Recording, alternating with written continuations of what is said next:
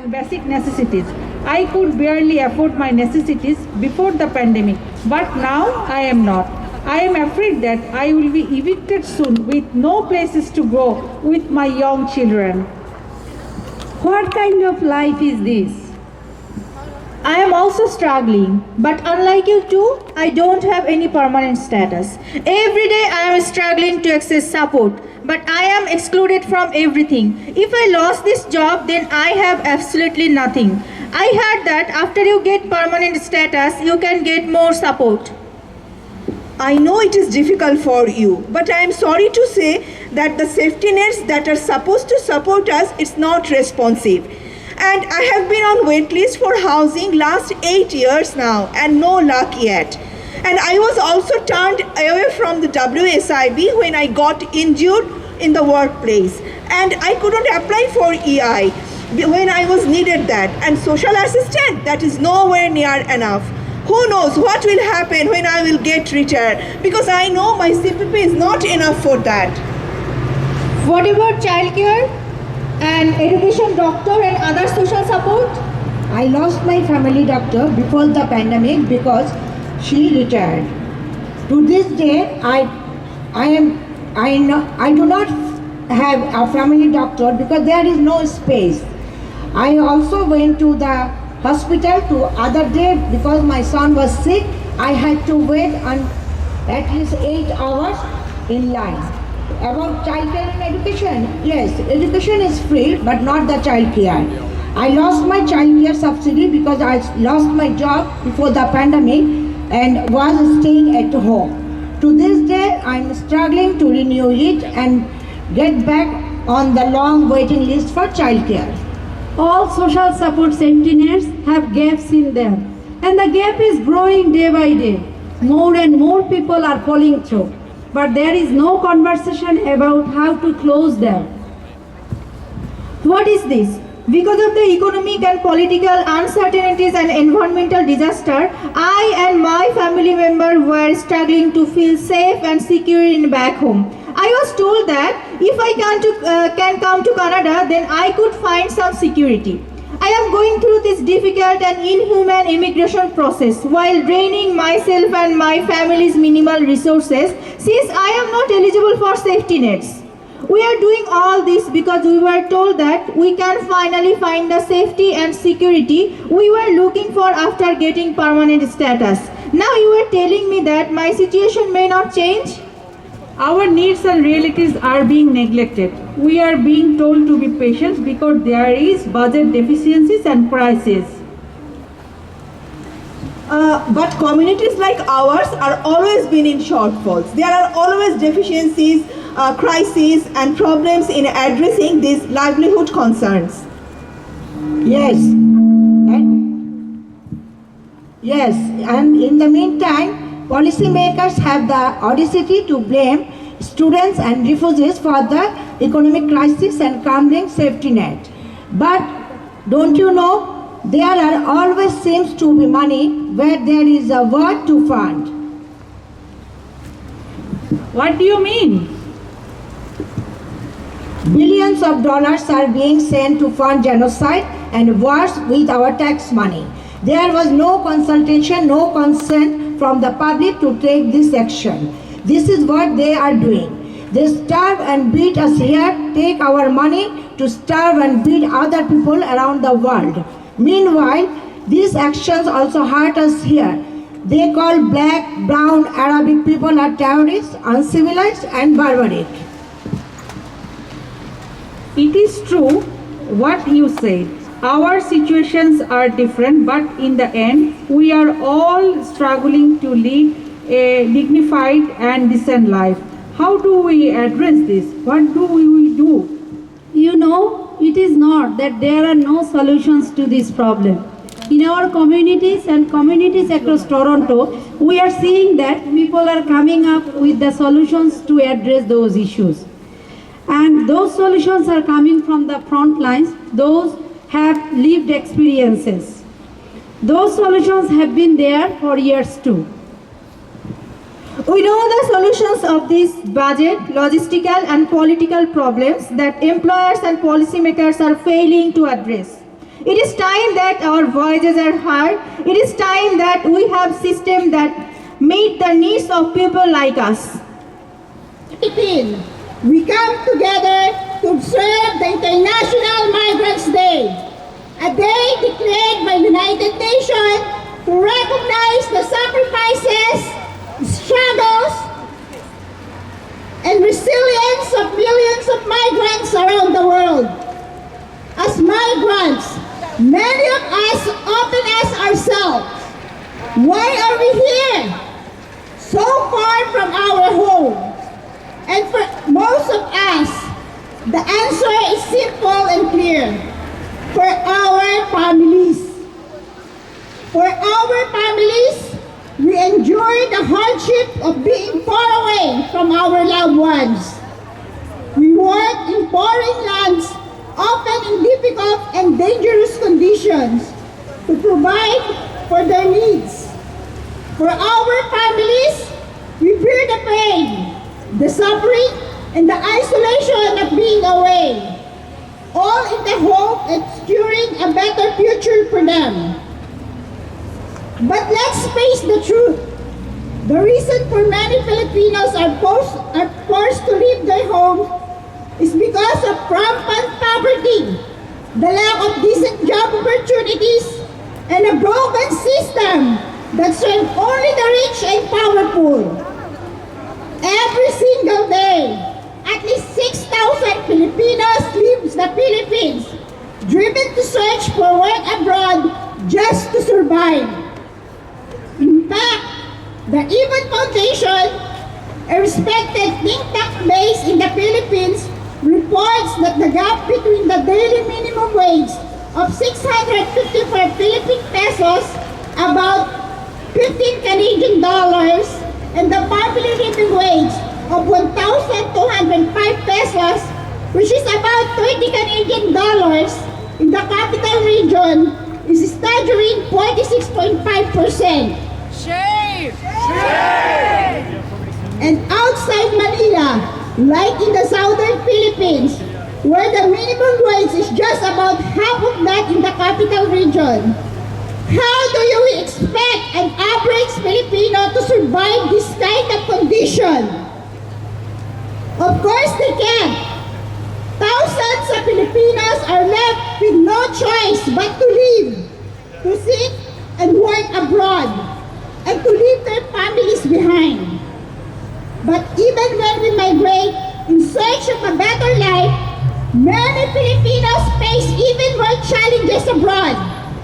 Exploitation, abuse, and harsh working conditions await many of us. Desperation leads many to fall victim to unscrupulous recruitment agency who charge exorbitant fees and even deceive workers into labor and human trafficking. One of the most heartbreaking examples of this injustice is the story of Mary Jane Veloso, a mother from Nueva Ecija who, like many of us, wanted to give her children a better future. But her dreams were shattered when she was tricked by human traffickers and drug syndicates. In 2010, Mary Jane was wrongfully accused of a crime that she did not commit and sentenced to death in Indonesia. Despite all the injustice she suffered, Mary Jane's story has become a symbol of hope for migrants everywhere who feel trapped and voiceless. Her courage continues to inspire us all. In 2015, thanks to the collective action of her family, migrant organizations like Migrants, church groups, and the Filipino people, Mary Jane's life was spared.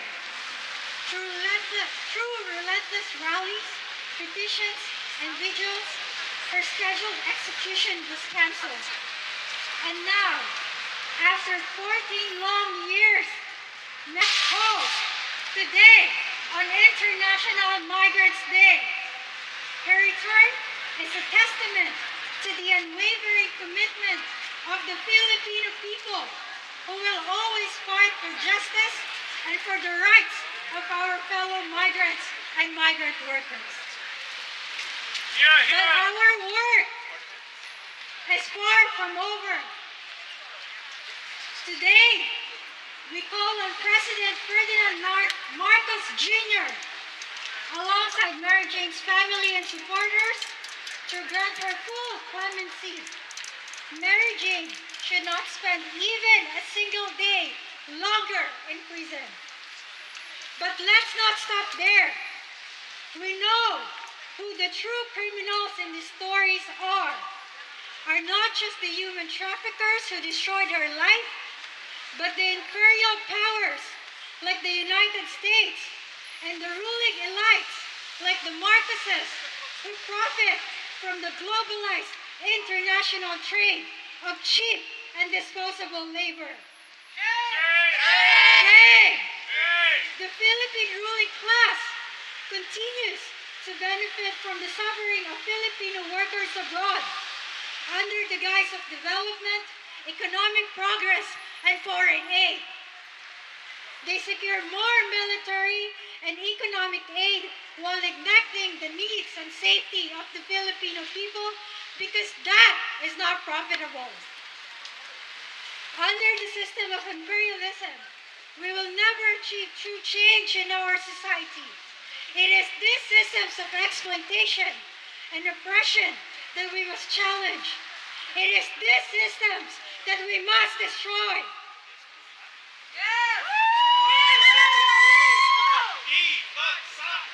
On behalf of the entire membership of Migrante Ontario, we stand resolute in our commitment to defending the rights of all migrant workers, especially those abroad. We fight for safe working conditions, fair treatment, and a decent life for all our fellow migrants. But our fight goes beyond these immediate concerns. As Migrante, we are also committed to confronting the root causes of our migration. The issues of landlessness, bureaucrat capitalism, and U.S. imperialism that continue to destabilize our society and force countless Filipinos to leave their family behind. Together, we can build a future where no Filipino needs to leave the country just to survive. We can build a future where there are decent jobs, opportunities, and a bright future for the many, not just the few. Down with U.S. imperialism and labor export programs. Develop jobs at home, not abroad. Full clemency for Mary Jane Veloso. End labor and human trafficking. And long live international solidarity. Invite Hassan from Migrant Workers Alliance for Change. Please give a round of hand for Hassan. Good evening. How's everyone doing? When I say status, you say now status! Mississaugas of the credit. Lands that have been taken care of for the Wendat Nation and the Haudenosaunee people. And we are here as migrants in solidarity with Indigenous communities. Today, we gather here on International Migrants Day. And so today, I want to remind us that just earlier, the federal government issued a statement saying that it honors the commitment of migrants. Do you feel honored? No! The federal government says that it values migrants. Do we feel valued? No! The federal government said that it is going to ensure the rights of migrants. Do you feel that your rights are ensured? No! What we have is a government that speaks from all sides of its mouth. On one side, it tells us that we are valuable. On one side, it tells us that we should come here to work, to grow the food to be put on the table, to take care of children, sick, and the elderly. And then on the other side, what does it do? It blames us for the housing crisis. It blames us for the affordability crisis. So we want to ask Prime Minister Justin Trudeau today, which side of your mouth do we believe? Do we believe the Justin Trudeau who tweeted, "Refugees are welcome"? Or do we believe the Justin Trudeau's government that today said that they are going to change the asylum claim system? This government has put in $1.3 billion into border security. $1.3 billion. The current immigration enforcement budget is around $600 million. That's 6% of $1.3 billion. They're going to increase that, and they're going to put more border guards into our communities. And then what does that do? They're going to come after us. They're going to try and detain us and jail us and deport us. Will we allow that to happen? No! Will we allow our communities to be ripped apart? No! The federal government has announced that in the next 2 years, it is going to kick out 2.3 million people. 2.3 million work and study permits are set to expire. Will we allow our communities to be taken from us and pushed out simply so that Justin Trudeau can try and win one more election? No! We are not political football to be used and abused for the purposes of the Conservatives and the Liberals. Is that true? Yes! Right now we have seen this government say the people who feed you, the people who take care of us, the people who build cities, the care workers, the farm workers, the international students, all of us are responsible for the housing crisis. But who sets the rent? It's the landlord. The homes that our people live in, we are warehoused one on top of each other, living 5 people into a single house. Is that true? Yes! How many, right now they have found that international students, work permit holders, pay 20% more rent than Canadian citizens. We pay more rent. We live in substandard housing. The landlord set the prices, it's not us. Do we believe that? Yes! And yet, the Canadian public has been convinced, it has been told repeatedly, that the fault, that their low wages, that the high rent, the unaffordable groceries are caused by migrants. And so why do they do that?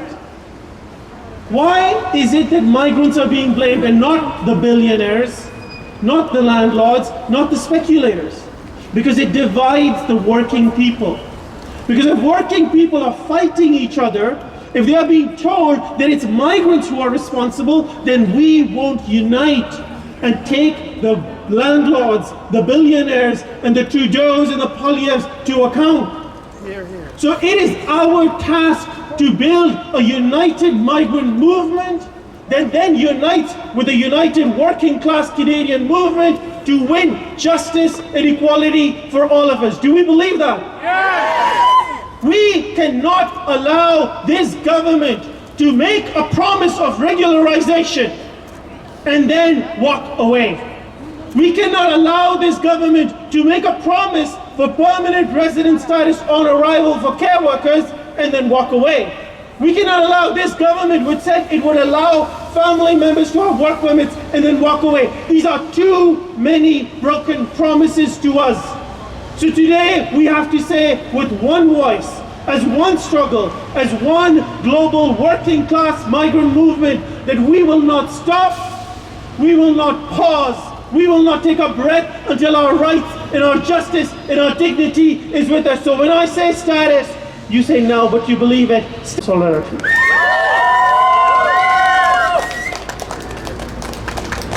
Alliance for Change for that moving speech. We'd now like to call Javier from Filipino International Students Network to speak on behalf of the organization. Thank you.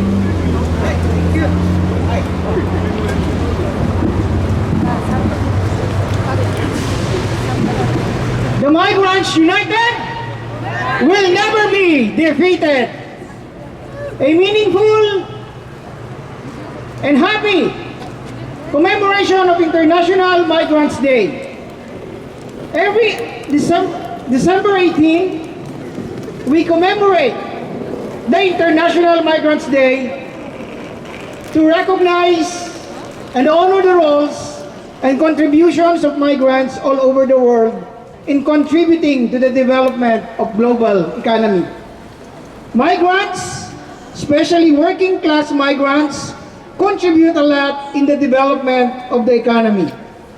And today, the theme by International Migrants Alliance, or IMA, an anti-imperialist alliance, is a day without migrants, nothing moves without us. And yes, it is really true, because without migrants, global economy will be paralyzed and will be put into chaos. Every year, migrants from the global south countries moving in millions on what we call the global north, including Canada, to look for a greener pasture. But we should deepen our analysis that the main cause of modern day migration of peoples can be basically rooted to the internal socio-economic and political conditions of their home countries, because the migration of peoples is a barometer of the crisis in the country of origin, like the Philippines.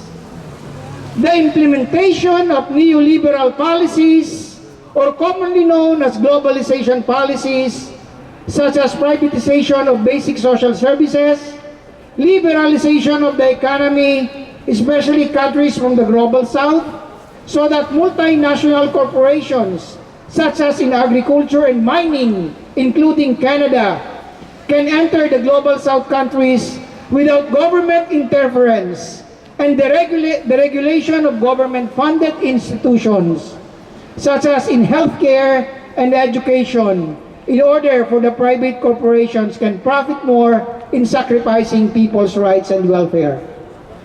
Global South countries like the Philippines, neoliberalism team up with neocolonialism to further disemploy and impoverish the people and rapidly increase the number of unemployed vulnerable to recruitment for cheap labor export alongside the export of raw materials, as well as human trafficking and other forms of pathways and programs to enter Canada, and this includes the Filipino international students. And why there's an influx of Filipino international students in Canada in the first place? Because there is the massive poverty that is indicative of the economic and political crisis in the Philippines, the continued decline in the workers' wages, no lands for the peasant, lack of decent jobs, unceasing increase in the prices of goods and services, worsening neglect of social services, and most of all, no genuine agrarian reform and national industrialization that will create long-term and permanent jobs in the Philippines. Filipino international students, like other international students from different parts of the world that migrated to Canada through international student pathway, who are also with us today, are continuously suffering from high tuition fees, health services due to limited scope in healthcare under their privatized insurance companies, food insecurity, and not accessing affordable and invaluable housing, to name a few.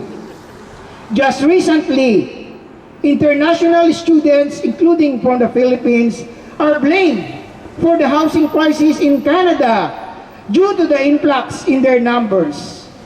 But there will be a housing crisis in Canada in general, not because of international students, but because of the speculation of the housing market, where private corporations that are looking forward to a massive profit yearly rather than the government will invest for affordable, livable, and immigrant-friendly housing programs. International students, as part of the migrant populations in Canada, were blamed and served as a scapegoat for the housing problems, without mentioning that the international students in Canada contributed a total of 30.3 billion in 2022 Canadian dollars. I repeat, 30.3 billion in 2022 alone for the country's gross domestic product, based from Global Affairs Canada study. That is a government study. And we didn't hear that in the news, always blaming international students, but not our contributions. Shame! Shame!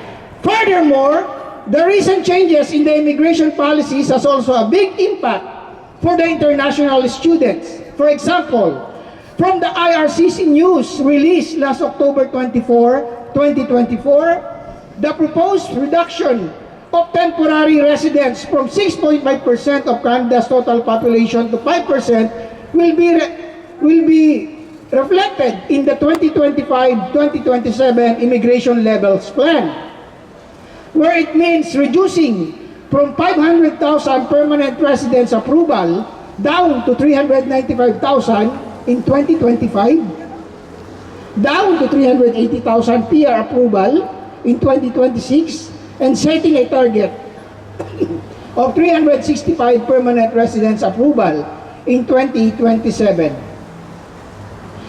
A language test is now needed with a Canadian language benchmark, CLB Level 7 for university graduate and CLB 5 for college graduate will be required for anyone applying for PGWP on or after November 1, 2024. IRCC announced the cessation of the policy allowing migrants, including international students who are tourist visas, to apply for work permits within Canada because, according to study, Canadian economy is in good shape along with the G7 countries, just like pre-pandemic situation. If Canada's oligarch or billionaires, just like around here, as you can see, the billionaires around us, who own the big businesses and their businesses are in peril, just like during pandemic, the government can easily adjust and make new policies in order to save their businesses, and they rely on migrants that mostly serve as essential workers. Canadian government are continuously changing policies in which we have noticed that are becoming more and more anti-immigrants.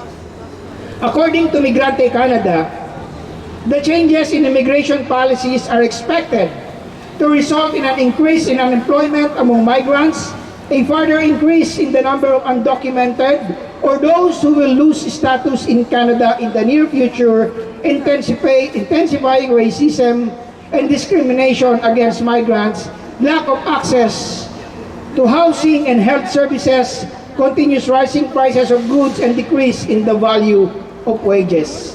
Thus, we, in Filipino International Students Network or FISN, should strengthen FISN continuously organizing and mobilizing Filipino international students, strengthen collaboration with other international student organizations or networks, support the call for a unity among all migrants workers for a decent living wage, support the call for an end-to-end closed work permit through LAMIA because this further exploits migrant workers and treats them as slaves to their employers, support the call for regularization and status for all, especially those who are undocumented status, support the call for the junking of labor export policy by the Philippine government, support the call to elect progressive candidates for the upcoming Philippine midterm election in 2025, and lastly, support the call for the genuine agrarian reform and national industrialization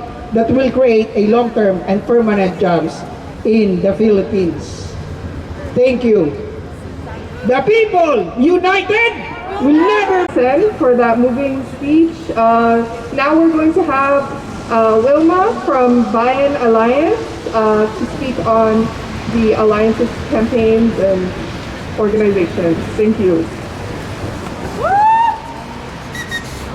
All working migrants around the world, in behalf of Bayan Canada, we extend our highest and most militant salute to all working migrants worldwide and those who are here today to honor our sacrifices, organize ourselves, listen to our issues, and take action in unity and solidarity. International Migrants Day, observed annually on December 18, holds deep relevance and significance as it recognizes our contribution worldwide, raises awareness of the challenges we face today, promotes the protection of our rights and welfare. The day was established by the United Nations General Assembly in 2000, commemorating the adoption of International Convention on the Protection of the Rights of all Migrants Workers and members of their families on December 18, 1990. Our contribution as migrants, economic impact. We contribute significantly to the economic and societies of both of host and home countries.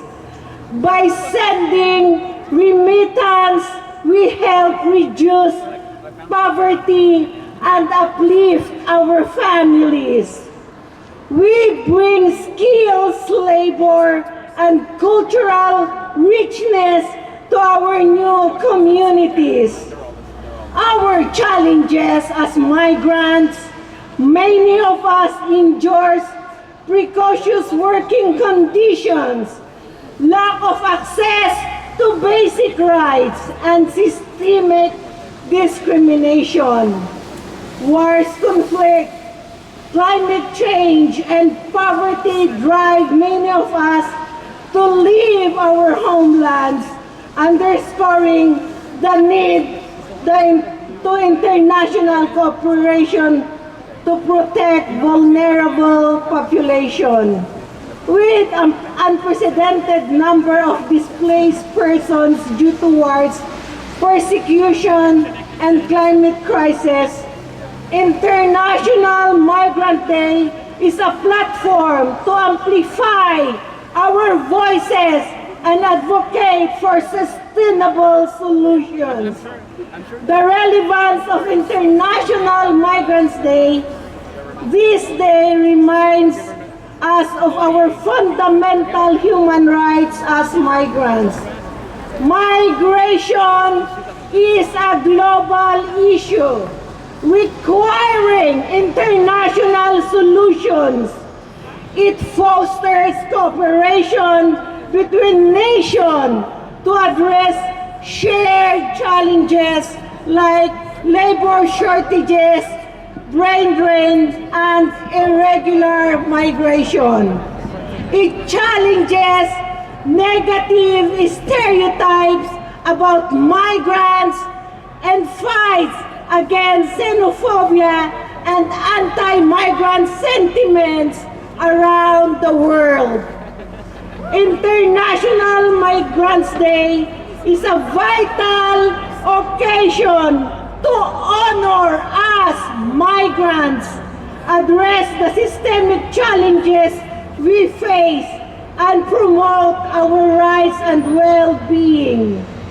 It emphasizes the shared responsibility of government, organization, and society to create a world where migration is safe, dignified, and beneficial for all.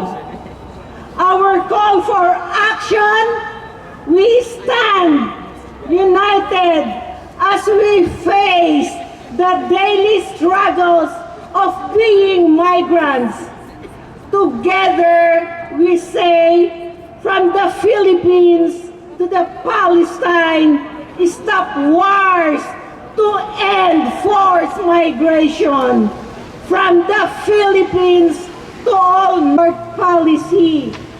Trabaho sa sariling bayan, hindi sa ibang bansa. Jobs in our own country, not in a foreign lands. Migrants' rights are human rights. Could we get another long live International Solidarity? Ontario perform a musical performance for us, and we hope everyone can sing along. Thank you so much. We now have one last solidarity message from Change Course, presented by Chloe. Could I please have Chloe up? Thank you so much. Hi everyone, my name is Chloe. I'm from an organization called Change Course. We are a youth organization that supports student organizers across the country who are fighting for climate justice at their university campuses. The students we work with are exposing the big 5 Canadian banks who came to our campuses to market themselves as friendly faces when really they are turning around and funding extraction projects. And these are projects that are causing climate change, driving people to leave their home countries, and violating Indigenous rights in Canada and all around the world. Shame! As a movement made up of both international and domestic students, we know that it's international students and migrant workers that form the backbone of our campuses, the campuses that we work on, learn on, and find community in. As a student movement, we know that a day without migrants is a day without a functioning education system. A day without migrants is a day without advocates fighting for the protection of land and water around the world. A day without migrants is a day without friendship, love, care, and solidarity. The climate justice movement stands in solidarity with everyone here today, with migrants across the country, with people around the world that will become migrants because of climate change, resource extraction, and corporate greed that the Canadian government and corporations are responsible for. Migrants are fighting for a better life for all of us. Here today, we've heard migrants who are advocating for decent pay, sick days, affordable housing, and education for all of us. Migrants are fighting for us, and it's time for everyone to stand up and stand with migrants. The people, united, will never be defeated. Thank you so much, Chloe from Change Course. So we'd like to conclude, and as we conclude, I want to extend our heartfelt gratitude to each and every one of you for standing with us today, including organizations such as Najawan Support Network, Change Course, Migrante, Bayan, and South Asian Women Immigration Services, Migrant Rights, Migrant Resource Center, Migrant Workers Alliance for Change, so many organizations, your presence is a powerful reminder that migrants and migrant workers are not alone in this struggle.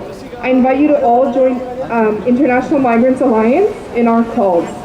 To the Canadian government, for higher wages and better work conditions for migrant workers, to end labor trafficking, to immediately stop the detentions and deportations of migrants and refugees, as well a comprehensive, permanent, and inclusive regularization program for undocumented workers, failed asylum seekers, and temporary foreign workers who run out of status.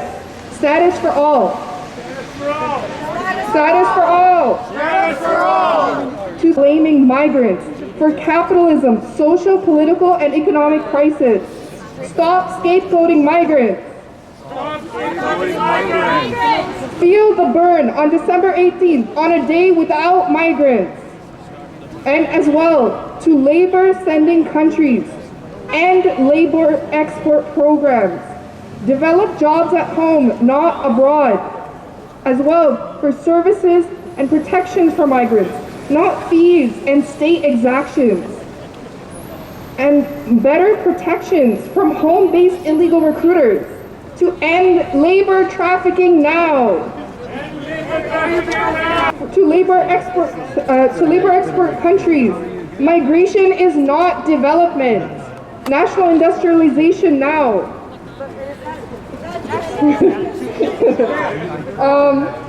So with those calls, we want to call on everyone together to build the broadest anti-imperialist alliance of migrants across the world Join IMA. IMA is an international alliance that is anti-imperialist in nature, and it is united in our vision for a future where people, not profit, come first.